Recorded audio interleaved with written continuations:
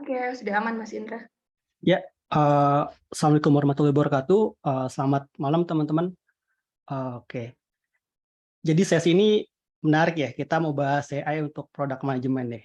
Nah, mungkin pertama kenalan dulu ya. Nama saya Indra Nugraha. Di sesi ini mungkin mau coba sharing ke teman-teman ya terkait pengalaman saya dalam mengaplikasikan AI dalam sebuah produk digital gitu. Nah, mungkin di sini saya mau cerita sedikit tentang tempat saya kerja, Notebox, karena semua role saya di Notebox ya. Di Notebox ini adalah perusahaan AI, kita bergerak di bidang AI spesifik di computer vision ya, di mana kita nyediain solusi untuk mentransform data yang unstructured menjadi data structure ya, atau gampang kita gimana bring practical into into real use case gitu yang bisa nyelesain masalah user. Dan kita ada beberapa produk mulai dari visioner gimana kita bisa mendeteksi kendaraan di jalan raya yang digunakan oleh lembaga pemerintah untuk mengambil keputusan, ataupun identify gimana kita ngebantu banking atau fintech untuk proses EQIC yang lebih cepat dan smooth ya. Dan terakhir kita ada produk retail di mana kita menggunakan AI untuk mengautomasi proses in-store execution ya. Nah, background saya di sini mungkin cukup aneh ya dan rada loncat-loncat juga. Kayak saya mengawali karir saya sebagai AI engineer, mungkin kalau di company lain tuh banyak disebut data scientist teman-teman ya, di mana ditugaskan untuk membuat sebuah sistem AI gitu yang dapat memecahkan bisnis problem gitu. Dan itu saya mengawali karir saya ya sebagai engineer. Kemudian setelah 2 tahun saya mendapat challenge untuk melit sebuah fungsi baru, itu dataset management. Jadi kalau di AI itu data tuh jadi krusial teman-teman ya. Mungkin kalau teman-teman yang ada relate di bidang produk AI atau data scientist ya, kayak data tuh jadi topik utama gitu. Dan data ini bakal nentuin banget kualitas dari model machine learning ataupun AI yang nantinya bakal digunakan oleh user ya. Dan problemnya waktu itu di Notebox tuh kita dataset ini proses yang cukup heavy ya dan takes time. Asli kita establish sebuah fungsi sendiri untuk manage sebuah proses pembuatan dataset tersebut. Sampai akhirnya saya di role product manager, role terakhir saya, saat ini saya handle 2 produk. Produk pertama yaitu Retailmatics yang tadi saya sebutin di awal, di mana kami menyediakan solusi berupa Salesforce Automation ya untuk klien kami FMCG brand yang sebelumnya mereka kalau ngumpulin data-data di lapangan tuh butuh datang ke toko, nyatet produk Aqua ada nggak, Nestle ada nggak ya. Asli kita datang dengan solusi AI, di mana mereka cukup datang ke toko, ngambil gambar, dan AI bakal memproses datanya jadi sebuah dashboard ya untuk diproses lebih lanjut. Sebentar ya.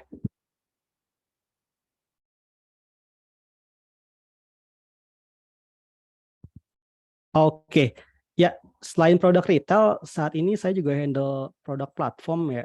Jadi as a organisasi itu kita nganut yang platform sebagai fundamental dari produk-produk yang jalan di atas saya. Dan di platform ini ada sub dari cloud ataupun DevOps dan juga machine learning platform. Mungkin itu sedikit perkenalan tentang saya. Nah, hari ini kita bahas apa aja sih teman-teman yang mau didiskusiin. Pertama mungkin kita pengen sama-sama tahu ya, apa sih urgensi kita nih mempelajari AI gitu, khususnya di bidang produk manajemen ya. Mungkin teman-teman nanya ya kayak, kenapa kita butuh AI gitu? Apakah AI ini penting? Apakah AI ini demand-nya kenceng gitu sehingga kita perlu belajar? Itu mungkin yang pertama kita bahas. Dan kedua, kita bakal bahas juga nih buat teman-teman yang sekiranya ada interest ke produk manajemen, apa aja sih yang perlu dipahami tentang AI ini? Yang harapannya ketika ada project atau ada use case tentang AI di company teman-teman itu bisa ada pemahaman dasar ya buat handle use case tersebut. Dan terakhir kita bakal diskusi juga tentang bagaimana sih meningkatkan success rate atau keberhasilan dari sebuah project yang mengadopsi AI di dalamnya. Oke, nah mungkin kita pemanasan sedikit ya. Ini mau coba diskusi ke teman-teman juga nih. Kira-kira menurut teman-teman produk apa yang udah mengaplikasikan AI ya? Baik hardware atau software, mungkin bisa di-chat deh biar kita diskusi 2 arah deh. Monggo teman-teman.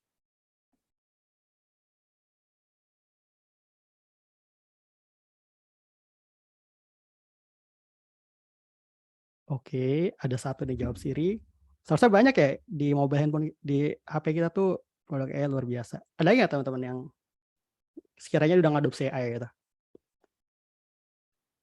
Face recognition, oke. Ada lagi, satu lagi mungkin?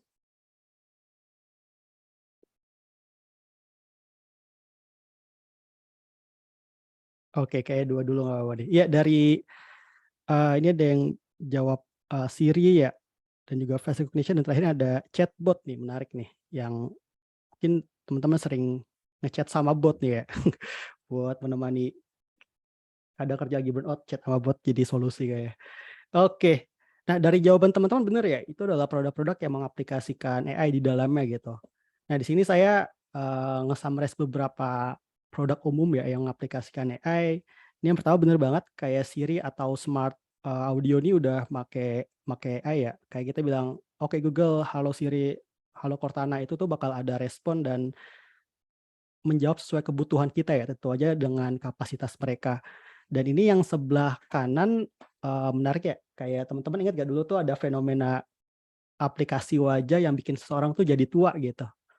Kayak kita awalnya mungkin umurnya 25, pas di foto itu jadi kayak 40 gitu ya. Nah itu mengaplikasi teknologi AI juga dalamnya teman-teman. Kayak gimana dia tuh ngubah sebuah wajah yang awalnya muda jadi tua seolah-olah ya dengan teknologi AI. Kemudian ini ada Boston Dynamics, ini keren banget sih, mungkin salah satu approach AI yang cukup cukup seru banget ya, gimana mereka bikin robot humanoid dan banyak hal-hal yang disimulasikan atau menyerupai mimik manusia ya dari penggunaan AI di robot tersebut, dan itu riset yang seru banget sih buat dibahas. Kemudian nih ada, autonomous car, ini mungkin yang teman-teman kepake banget kalau mudik ya, kayak di jalan tol, aduh macet, dengan ini mungkin kita tinggal duduk manis atau sampai di kampung halaman gitu.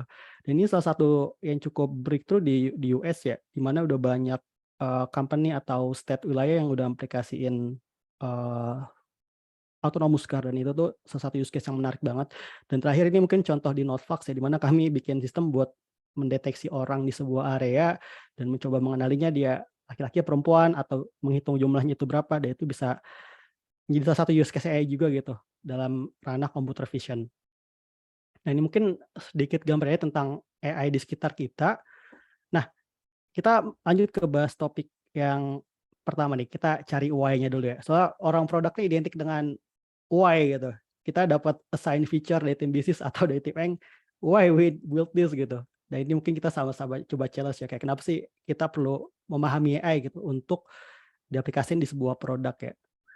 Oke, mungkin pertama kita samain persepsi dulu ya, kayak AI itu apa, dan di sini ada penjelasan yang cukup umum ya, kayak AI itu ya kecerdasan buatan atau kecerdasan mesin, di mana, sebuah mesin tuh mendemonstrasikan atau memimikan kecerdasan dari, alami manusia gitu ya, ataupun animal dalam konteks lainnya. Nah, ini ada contohnya gitu. Ini ada kucing biasa, ya kucing biasa ya, dan di sini kita kalau human mungkin ngelihatnya simple ya. Kucing, ada kupingnya 2, wajahnya lingkaran, terus ada mata, ada hidung gitu. Dan kita bisa recognize dengan mudah, oh ini cat gitu. Begitupun mesin ya, kita bisa ngelatih dia dengan pattern, oh kucing tuh bentuknya kayak gini loh. Cuman kalau kucingnya bentuknya sporadis gini, kira-kira gimana ngenalinnya ya? Dari yang sebelumnya pattern kita udah bikin kucing tegak, kepalanya bulat, tapi kucingnya lagi tiduran gini gitu. Dan itu kan jadi, problem ya, gimana AI itu gagal buat mengenali sebuah sebuah mesin gitu, sebuah use case ataupun kucing di sini contohnya ya, yang awal dia ekspektasiin AI bisa meniru kecerdasan manusia, tapi di some konteks dia tuh gagal gitu. Nah ini ada limitasi yang perlu di-aware juga teman-teman ya, bahwa AI itu tuh nggak 100% sempurna dan dia tuh tetap perlu proses belajar, adapun kalibrasi terhadap data ataupun use case saya. Kita bakal discuss, lebih lanjut di sesi nanti penjelasan AI-nya. Oke, selanjutnya kita mungkin refresh sedikit ya, kayak AI ini kapan sih mulainya gitu.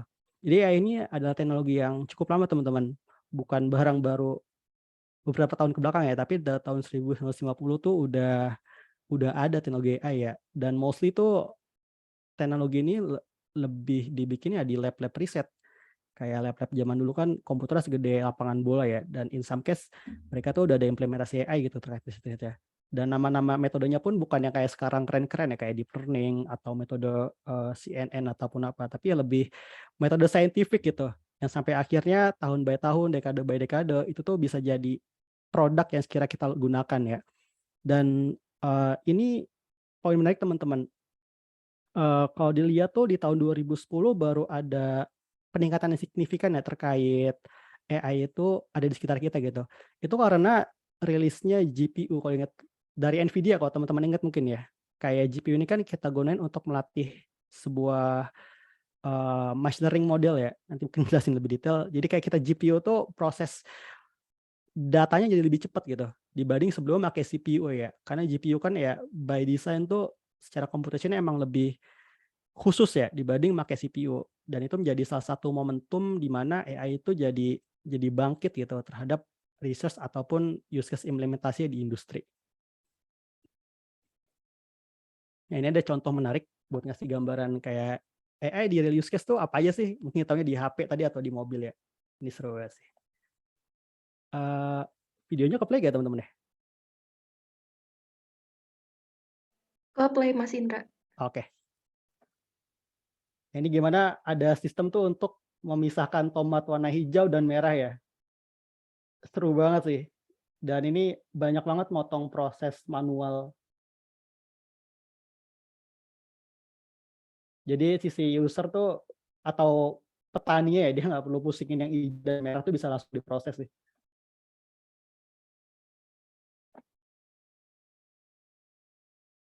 Dan apalagi ini kalau ladangnya tuh luas banget, ya itu bakal lebih kepake sih.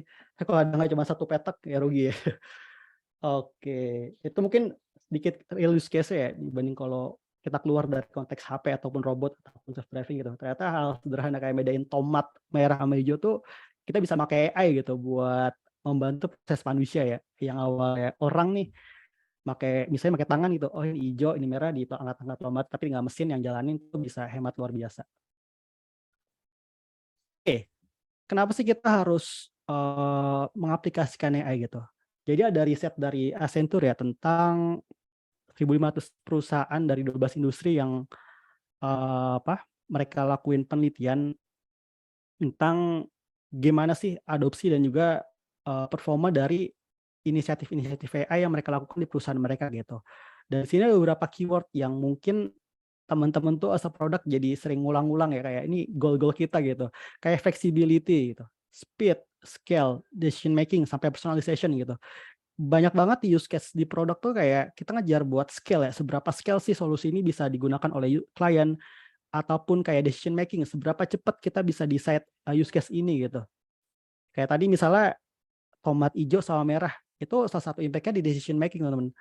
Dan juga scale ya yang buat layer keduanya. Kayak awalnya tuh buat ngerjain misalnya tomat merah sama hijau mungkin kayak butuh waktu gitu. Merah sama hijaunya diliatin dulu, ada yang merah tuh cuman ini AI jalanin langsung memproses itu semua. Dan scale pun meningkat ya kalau dari use case tomat yang tadi. Oke. Selanjutnya ini ada riset menarik juga dari PwC ya. Di mana mereka tuh tentang bagaimana sih AI bakal berdampak ke dunia gitu. Dan di sini ada sebuah poin menarik ya, kayak secara jumlah impact terhadap global GDP itu bakal mencapai angka yang fantastis gitu, 15,7 triliun USD by 2027 gitu. Dan ini mungkin banyak banget bisnis tuh yang berlomba ya tentang main di area ini gitu. Kayak di dalam sebuah perusahaan kita ada area-area kayak blue ocean, red ocean, kayak mana yang mau kita masukin ya. Dan ini AI itu mungkin jadi ocean baru yang emang potensi banget sih buat dimasukin as a bisnis ya. Dan di sini ada beberapa area yang bisa improve dari sisi perusahaannya ya, kayak smart R&D ataupun market research, optimizing business process, target sales and marketing, ataupun enhance user experience gitu. Hal-hal ini possible banget dibantu AI yang dimana bisa ngasih impact luar biasa ya, semisal bisnis use case itu valid buat digunain AI untuk solusinya. Nah, ini ada lagi tentang AI adoption di Asia Pasifik ya. Kita coba merujuk sedikit nih. Kalau global kita udah ngeliat angkanya fantastis ya. Kira-kira kalau dari Asia sendiri posisi Indonesia tuh bagaimana sih?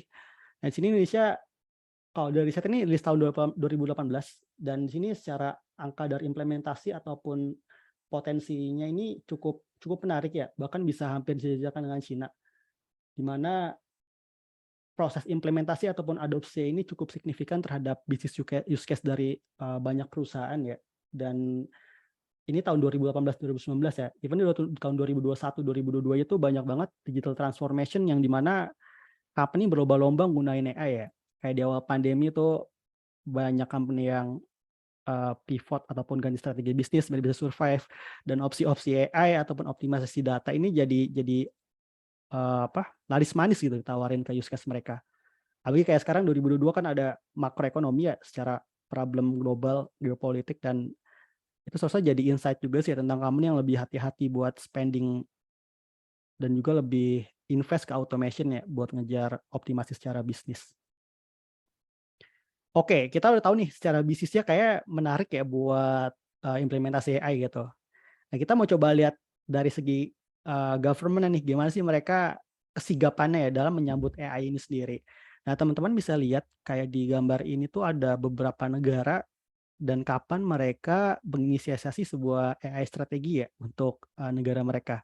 Kayak ini kita mulai dari Kanada ya, kalau yang kiri 2017 sampai ada Jepang, Cina, Prancis, dan lainnya gitu. Dan sangat kelihatan kalau mereka tuh udah duluan ya mungkin dibanding Indonesia buat invest ke sini. Karena mereka sadar betul ya kayak AI ini adalah the next thing gitu pada saat itu ya, dan bakal jadi potensi yang besar terhadap negara mereka. Makanya mereka buru-buru tuh bikin regulasi, mereka invest di, talent development misal, ataupun mereka, invest di segi, apa, gimana ya itu bisa, meningkatkan metrik-metrik yang mereka ukurin negara ya, bisa buat ningkatin GDP kah, ataupun pengaplikasian di use case mereka gitu. Nah itu semua negara tuh lagi berlomba gitu buat implementasi hal ini. Nah sekarang pertanyaannya, Indonesia di mana nih? Kalau di gambar ini nggak ada ya misal. Nah, untung ya Indonesia tuh di tahun kemarin, udah merilis ya tentang Strategi Nasional Kecerdasan Artificial atau KA ini, yang di mana tuh diinisiasi oleh BPPT ya kalau nggak salah ya. Dan di sini banyak aspek sih dan poin-poin menarik tentang arah Indonesia ke depan gimana ya untuk menyambut AI ini. Nah, ini kalau secara singkat aja ya, kayak apa aja sih yang bakal jadi bidang prioritas dan juga area fokus. Nah, mungkin yang teman-teman bisa lebih perhatikan adalah poin pengembangan talents nih. Kayak pengembangan talents ini tuh di AI bukan cuman orang yang bikin AI-nya doang gitu, atau data scientist, atau engineer, atau data engineer misalnya. Tapi orang-orang yang di sekeliling role tersebut atau mensupport, fungsi tersebut tuh bakal jadi highlight fokus juga. Misal kayak tadi data scientist, ya dia bisa solving business problem menggunakan machine learning gitu. Tapi gimana cara menjualnya, shaping solusi tadi menjadi sebuah produk yang bisa dijual ke market. Nah, mungkin perlu role product manager ataupun perlu ada role, sales gitu yang gimana ngejual produk AI. Jadi pengembangan klien ini nggak terbatas tadi ya ke orang yang bikin, tapi support system atau support function dari sebuah perusahaan yang menjual atau menyediakan solusi AI itu penting juga buat mempelajari AI ya, dan itu bakal jadi salah satu fokus juga dari, Stratnas, AI Indonesia ini, dengan visi Indonesia 2045, mantul. Oke, nah kesimpulannya apa sih teman-teman? Kayak kita udah tahu, secara bisnis nih punya dampak signifikan ya, pemerintahan pun udah clear nih Indonesia punya fokus ke sini dan bersiap untuk, kompetisi secara global. Nah ini mungkin poinnya kesimpulan yang cukup valid ya tentang teman-teman nih bisa nambah satu skill set, yaitu AI sebagai, modal ya buat teman-teman bisa lebih,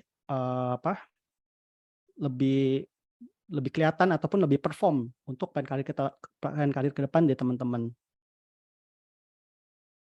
Oke, itu alasan kenapa kita harus belajar AI atau pahami AI lah ya buat use case kita.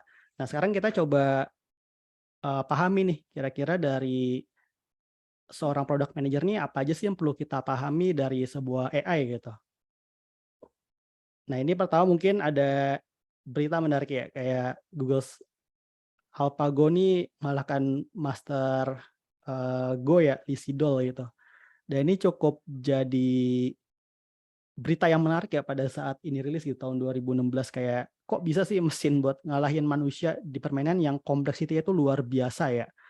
Kayak Go ini kan possibility dari langkahnya tuh sangat kompleks ya, mungkin dibanding catur yang lebih lebih strict ya. Kalau Go nih, kalau dari info yang diceritain dari AlphaGo tuh kayak kompleks banget, kayaknya pun metode yang digunakan cukup heavy ya dari segi komputasi ataupun pemrosesan datanya.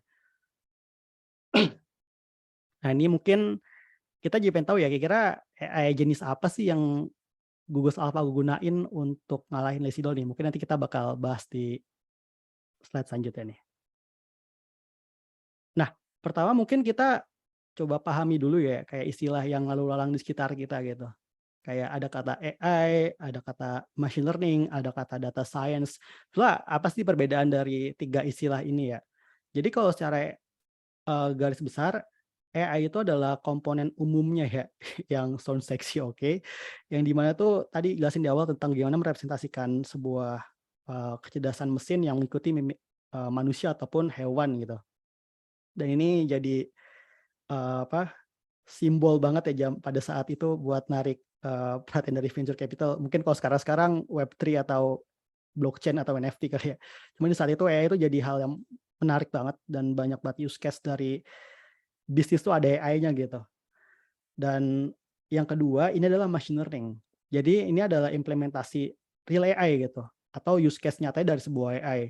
Salah satunya ya, sesuai banyak use case lain dan di mana tuh machine learning adalah, biasa disebut tuh akademik disiplin ya, di mana banyak, universitas yang mempelajari itu. Tapi dulu tuh mungkin nggak disebut exactly machine learning gitu, tapi kayak statistical inference atau kayak, pembelajaran matematika atau statistika yang di mana tuh secara apa yang belajar tuh mirip-mirip gitu dan, nggak terlalu concern ke real world, application ya pada awal berdirinya. Sampai akhirnya ada istilah data science nih. Nah ini mungkin yang teman-teman sering dengar ya kalau di company teman-teman, atau kan kayak itu ada, Harvard Business Review nge-state kalau data scientist tuh is the most sexist job ya di abad 21 ini.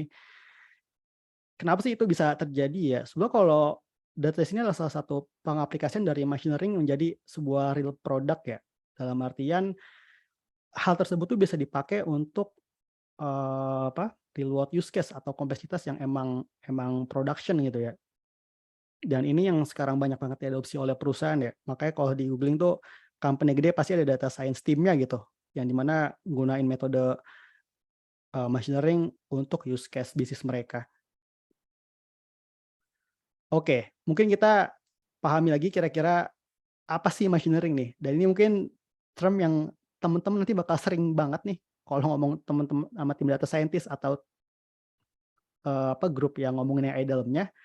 Kayak machine learning adalah, sebuah bidang yang kita ngasih kemampuan dari komputer untuk, belajar tanpa secara eksplisit tuh diprogram gitu.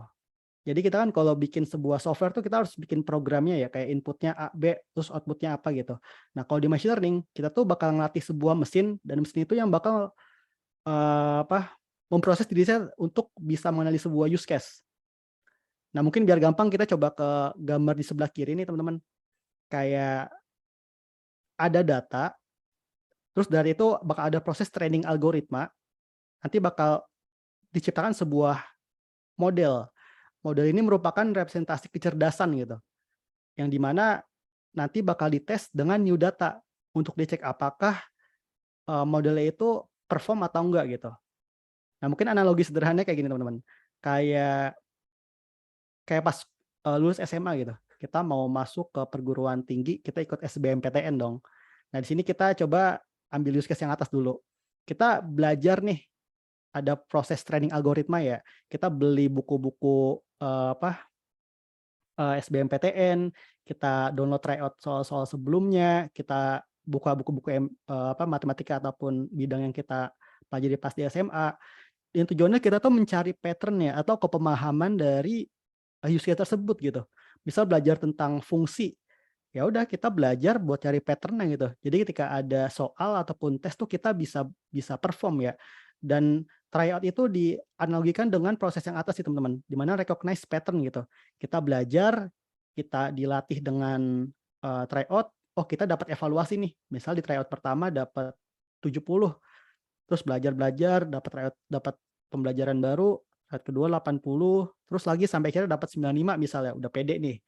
Nah, ketika udah pede, kita baru tes tuh ke bagian bawahnya dengan new data atau tes SBMPTN beneran.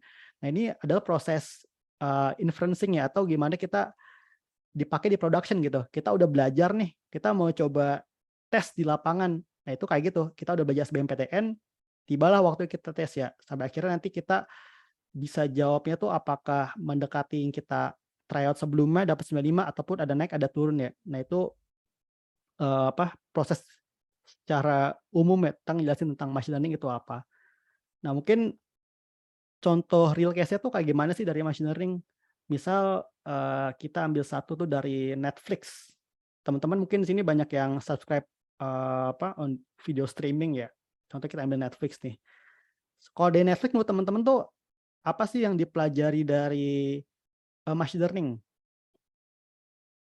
Jadi yang mereka pelajari adalah pattern atau history dari apa yang kita tonton.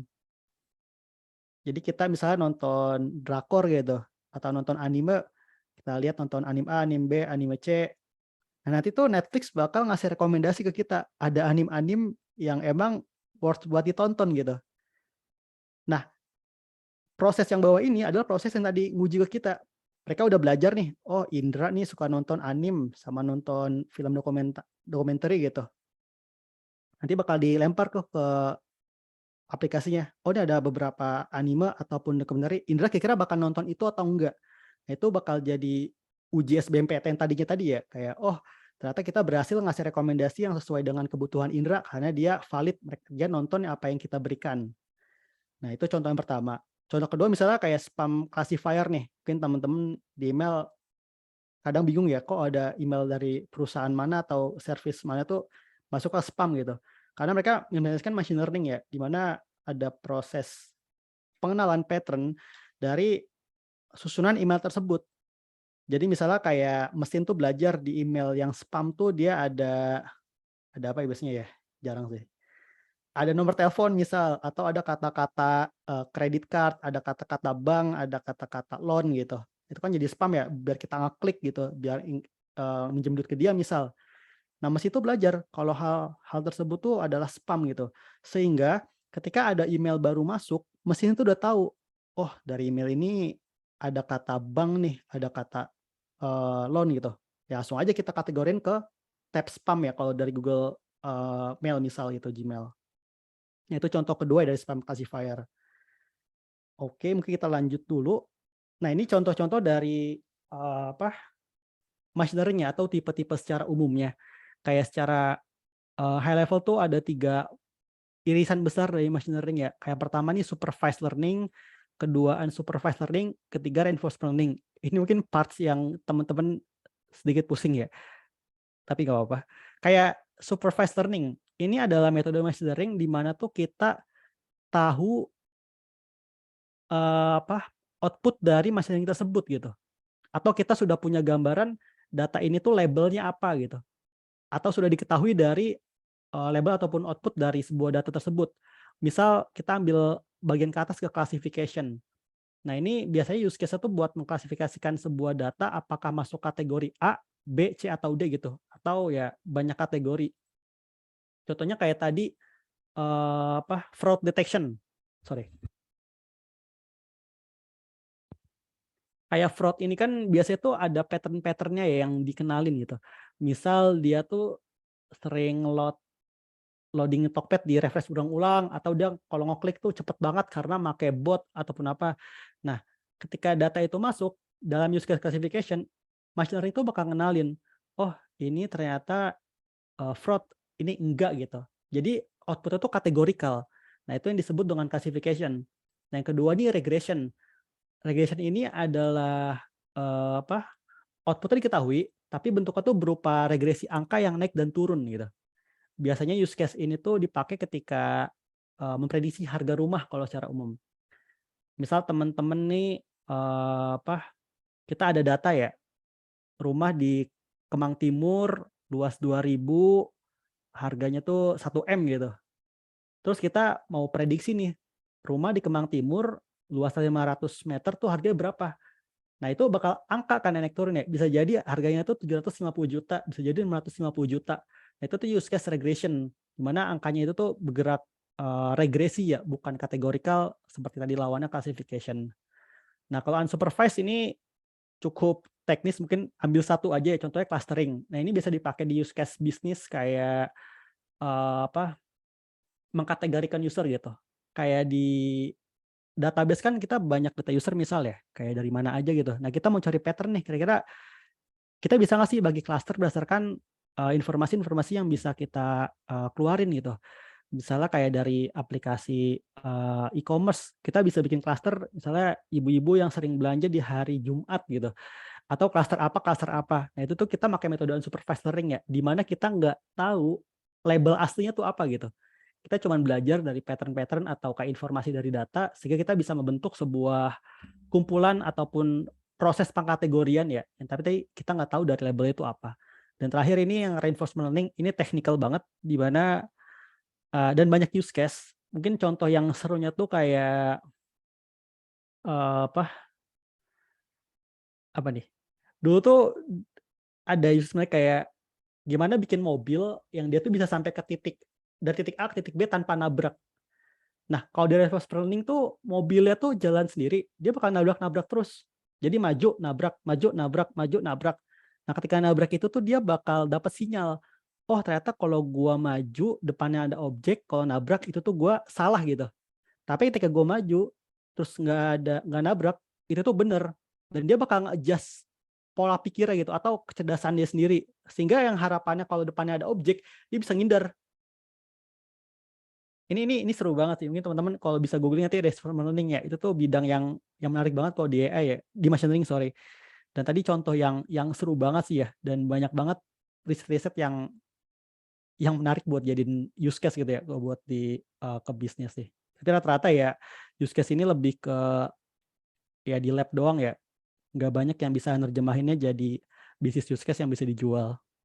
Contohnya mungkin kayak tadi tuh di robot ya, kayak robot mungkin awalnya dijatuh-jatuhin dia, apa, Eee, jatuh gitu, tapi setelah kita kasih fungsi dalamnya kalau jatuh tuh salah, berarti dia harus nyimbangin badannya sampai dia bisa diri tegak gitu. Itu salah satu contoh implementasi reinforcement learning. Next-nya, ini mungkin part yang teman-teman perlu tahu detail ya, karena ini mungkin yang bakal banyak dibahas ketika kerja sama bareng tim data scientist ataupun tim, AI ya, buat gimana sih membuat sebuah machine learning project gitu. Nah, di sini kita yang perlu dipahami itu adalah proses itu bukan sekali jalan kelar ya teman-teman ya, tapi adalah proses iterasi di mana nggak sekali bikin tuh udah pasti perfect gitu. Dan sini perlu ada proses dari awal sampai akhir yang berulang sehingga bisa dapatkan hasil yang maksimal. Nah, ini mungkin kita ambil satu use case biar lebih gampang, memahaminya. Sebut aja kita ambil, loan assessment gitu. Misal kita mau, kredit rumah dan kita di-assess oleh pihak bank ya. Kira-kira kita layak atau enggak sih? Nah, misal, dari case ini machine learning type-nya tuh kita tadi supervised learning, terus categorical atau classification ya. Berarti nanti hasil dari assessment kita tuh berupa, apa, grade lah dari A sampai B. Kalau A nih berarti dia layak banget dipinjemin duit, kalau B nih layak tapi hati-hati, yang C nih lebih baik jangan, atau yang D, dia tuh nggak layak sama sekali misal. Itu contoh use case machine learning-nya. Kemudian kita coba define feature-nya nih apa aja sih yang bisa kita pakai, seperti histori pembelanjaan, pekerjaan, atau tempat tinggal ya. Nah, ini kita coba masuk ke step by step ya teman-teman ya. Kayak tadi, problem definition nih. Kita coba refresh dari, apa, bisnis use case itu menjadi sebuah machine learning problem gitu. Misal tadi loan assessment, oh ini ada orang, kita pelajari pattern-nya, terus kita bikin assessment atau mengkategorikan A, B, C, atau D. Nah, itu kan kalau di machine learning tadi kita sebutnya supervised learning classification. Nah, kita udah tahu tuh use case machine learning-nya. Kemudian kita define nih, dari proses problem definition kira-kira metric evaluation-nya tuh apa. Nah, biasanya ini cukup teknikal ya, kayak ada matriks akurasi, ataupun presisi, ataupun recall ya kalau di AI. Kayak seberapa banyak sih, data yang benar dari seluruhan populasi ya. Kemudian kita pick juga nih data testnya tuh apa gitu. Jangan sampai kita udah define sebuah problem tapi datanya tuh nggak ada gitu. Kan bingung juga ya, ini mau bikin machine learning nih kayak keren atau berguna tapi nggak punya datanya kan itu yang perlu di-assess pertama kali. Nah kemudian ketika kita udah tahu, framing dari bis problem ke machine learning, udah tahu metrik ngevaluasi dan juga udah ada data testnya, kita cari nih, data apa sih yang bisa kita pelajari ya atau mesin tuh bisa belajar untuk, ngambil pattern atau, pola dari data tersebut. Nah, di sini ada proses data collection biasanya nih. Kalau datanya di, e-commerce mungkin bisa minta tim, data engineering ya siapin pipeline, butuh data penjualan ini nih. Atau tadi kayak di loan misal bisa bilang minta data, dari nasabah itu tempat tinggal, gaji bulanan, terus apalagi ya, histori pembelanjaan, pekerjaan. Nah, kita udah dapat tuh raw datanya beserta fitur-fiturnya ya. Dan di sana ada beberapa hal yang perlu diperhatikan teman-teman terkait data ini ya, biar datanya, maksimal. Kayak pertama tuh hati-hati dengan bias, kayak kita tuh kecenderungan nge-pick data ya semau kita ya. Kita bisa aja cenderung ngambil data kayak yang orang kaya gitu, atau lebih cenderung ke orang yang mungkin penghasilannya di bawah gitu. Sehingga mesin ini tuh ketika mengenali data barunya, dia tuh jadi bias gitu. Oh karena kita dilatih dengan data yang notabene orang kaya, pas kita ngenalin orang miskin tuh jadi kayak nggak maksimal gitu secara akurasi ya, atau kayak bias gitu. Oh ini ternyata digagalin. Karena data kita udah belajar yang lolos tuh ya data orang kaya semua ya, sehingga data yang sekiranya turun dikit itu tuh bakal digagalin misal.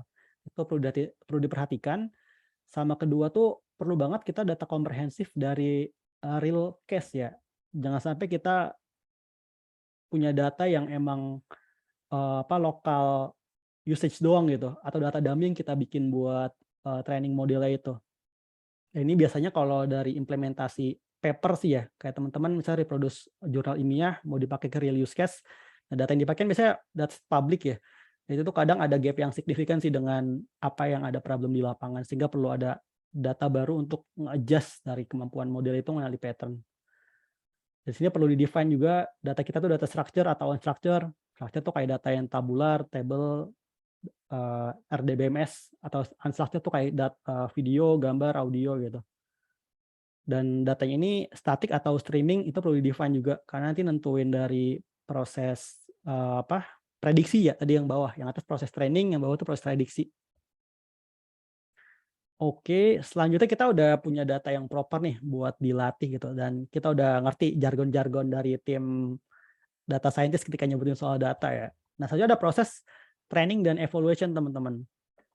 Sorry, ada proses evaluasi nih. Kita udah punya data, kita define lagi nih, kira-kira apa sih yang mendefinisikan sukses dari model ini ya? Apakah 95% tuh dibilang cukup gitu?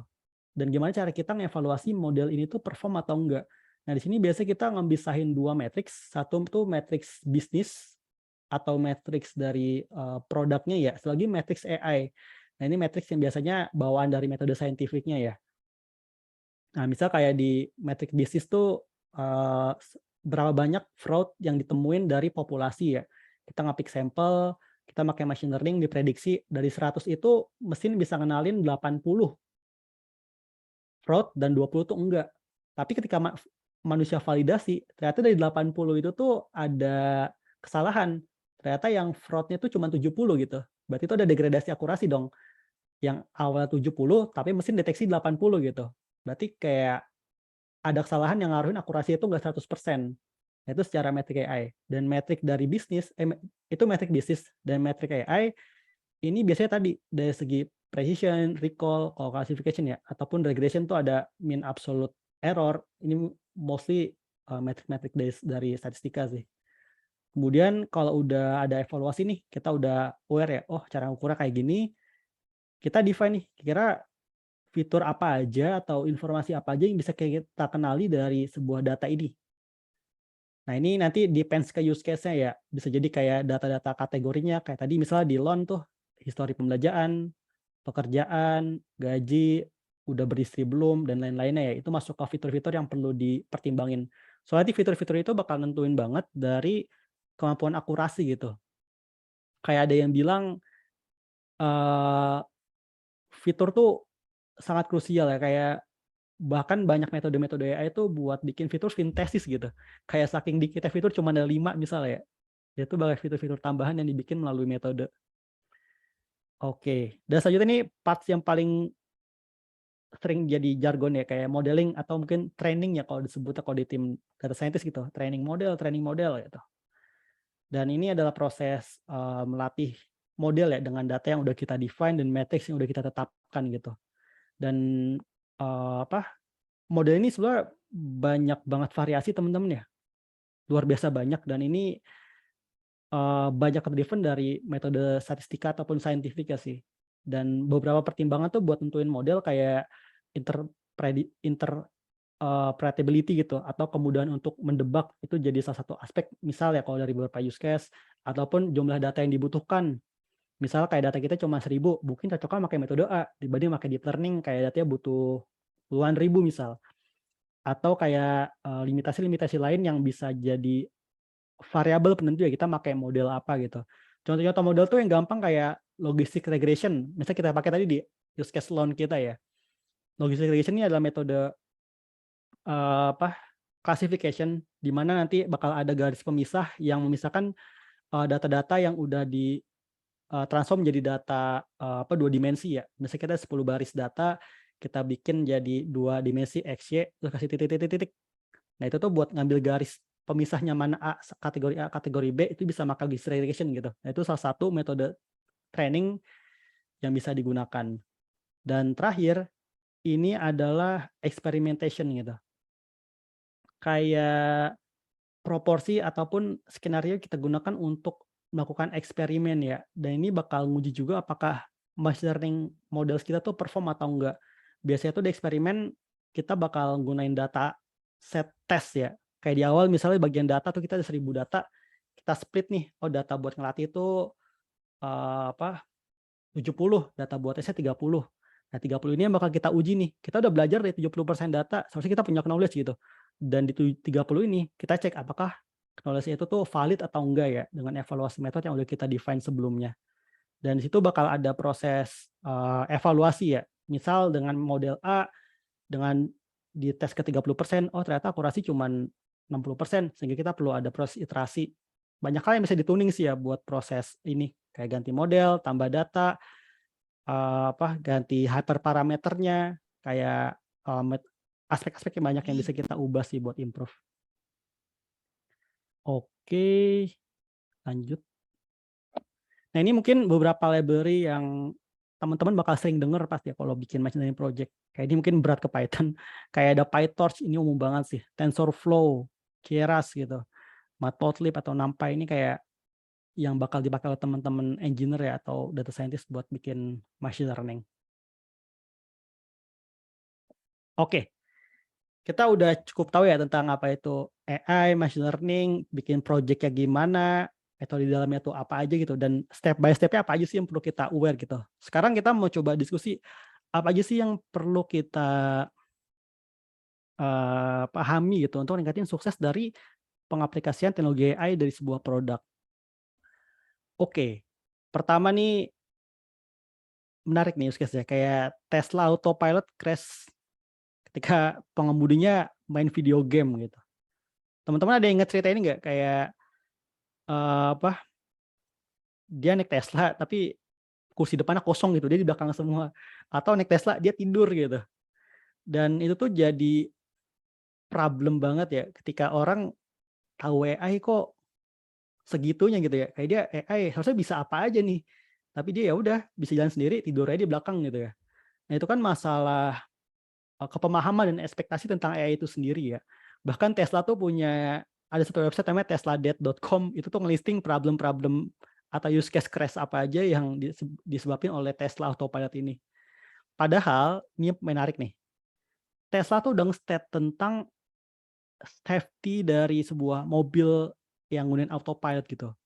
Jadi dia udah ngejelasin tuh ke user-nya kayak, "Oh AI itu nggak sempurna loh." Atau Tesla ini AI-nya udah salah satu safest cars in the world tuh kayak yang digarisbawahi. Atau secara probability kecelakaannya itu tuh salah satu yang paling kecil gitu dibanding use case lain ya. Tapi ketika user pun dikasih dokumen ini ketika beli Tesla, dia tetap aja ya buat, apa, melakukan kesalahan-kesalahan ya, walaupun nggak semua gitu. Tapi itu merupakan bukti tentang pentingnya ngejaga ekspektasi teman-teman. Kayak ini nih, ekspektasi itu jadi hal yang paling krusial sih di AI sih. Karena AI ini kan bukan barang yang 100% bener ya, dalam artian akurasi itu nggak 100% gitu. Kita pakai AI, ya dia bukan silver bullet yang bisa nyelesain masalah kita pasti. Pasti ada gap, error yang di mana tuh bikin AI atau machine learning ya ada salahnya. Kayak tadi kita loan assessment, kita udah bikin model, udah ngelatih. Tapi pas divalidasi manusia, ternyata akurasi cuma 90%. Ya itu hal yang harus diobrolin atau diinfoin ke user kita sih tentang AI sendiri. Kayaknya ya nggak sempurna gitu ya. Dan manage expectation ini ada hal yang paling momok sih kalau dari pengalaman saya di AI ya.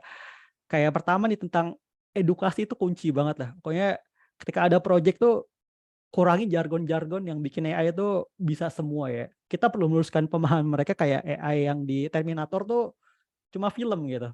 Bukan yang emang bisa diaplikasikan di use case kita ya. Sehingga jargon-jargon atau film-film itu kita perlu luruskan, oh ternyata AI itu nggak kayak gitu. Banyak limitasi yang perlu kita aware. Sama yang kedua, ekspektasi ini penting banget dikasih di awal project gitu. Jangan sampai kita ke drive bisnis ya, tadi demi kita goal sebuah inisiatif dapat buy-in ataupun kayak jual produk, kita ekspektasi di belakang aja gitu. Itu perlu dihati-hati juga teman-teman sih. Jangan sampai jadi kayak bom waktu ya. Kita udah bilang ini bisa ngenalin 100% loh, tapi nyatanya kan enggak gitu. Itu perlu diinfoin di awal sih ya, dibanding kayak di akhir ya ekspektasi jadi bumerang gitu. Dan terakhir, terkait manage expectation adalah tentang ini adalah proses yang berulang teman-teman. AI ini kan ada hal baru ya, kayak kayak nggak semua tuh bisa bisa paham dalam sekali penjelasan gitu. Sehingga perlu banget penjelasan yang berulang tentang ekspektasi penggunaan AI tersebut. Sebagai contoh nih di kanan paling teman-teman udah aware banget ya kayak Pak Jokowi bilang PNS ganti AI, ganti robot gitu. Kayak mungkin karena edukasinya nggak nyampe ya, kita orang awam tuh langsung bilang, wah gila Terminator di kementerian gitu. Atau nanti ada robot-robot yang jaga di desa-desa ya. Itu kan jadi problem banget ya. Padahal secara edukasinya perlu diiringi juga. Oh ternyata enggak, lebih ke penggunaan data misal atau optimasi proses ya. Dan itu yang rawan banget jadi bahan gorengan sih masalah ekspektasi ini. Nah yang kedua ini tentang membangun experimental culture. Nah mungkin teman-teman yang di produk nih aware banget ya kayak ada culture MVP, kita fokus ke quick validation itu ya sebelum invest yang besar-besar. Di AI ini harus lebih dipertajam lagi tuh, karena AI ini kan bagi ya ada errornya dan ada proses ini uncertainty gitu, ada ketidakpastian. Jadi kayak hal-hal seperti kita harus menaruh perhatian gitu ke sistem yang dapat berjalan dengan cepat dan memvalidasi cepat gitu. Jadi kayak bikin AI ini kita nggak perlu yang ribet-ribet ataupun metode yang heavy ya atau yang keren banget, tapi ya fokus ke bisa jalan dulu aja dan valid ya, bisa ngeluarin akurasi gitu secara end to end prosesnya. Baru nanti kita obrolin buat improve-nya gitu. Nah ini juga relate ke poin kedua nih. Kayak kita fokus dulu tuh establish proses. Misal tadi buat loan ya, kita format hasilnya tuh berupa API gitu, sehingga nanti ketika data masuk bisa ngasih kategori, oh nih A, B, C, D, E. Kita nggak perlu pusingin buat akurasi yang tinggi dulu sebelum di deploy gitu. Tapi ya bikin aja akurasi 60 dulu, pakai data yang udah kita pick, sampel aja, dites akurasi gimana gitu. Tapi proses udah established. Ketika itu udah established, kita tinggal ganti-ganti model atau planning buat increase akurasi aja. Sama terakhir ini yang paling krusial ya. Jadi gunain dataset tuh atau raw data tuh di awal nggak perlu banyak banget, kayak secukupnya aja sesuai kebutuhan metodenya, sama metodenya ini sesimpel aja gitu. Kita di awal misalnya buat loan assessment, kita nggak perlu pakai deep learning gitu buat di awal, karena butuh cost buat training ataupun computation power ya. Dia metode kayak logistic regression atau metode-metode yang simple lah gitu ya, yang tinggal import Python, pakai library-nya langsung di-feed gitu misal atau di tes itu enak banget sih buat bangun eksperimen ya sebelum kita invest lebih lanjut ke tingkatin akurasi ataupun efisiensi lainnya. Oke, ini ada video menarik lagi nih.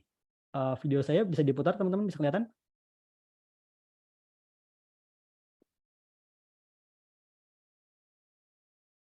Ada video di sini kelihatan teman-teman ya? Oke, Kelihatan Kak Indra. ya. Jadi ada sebuah metode scientific namanya tuh YOLO. Yang bikinnya tuh suka bercanda, saya YOLO tuh you only live once gitu.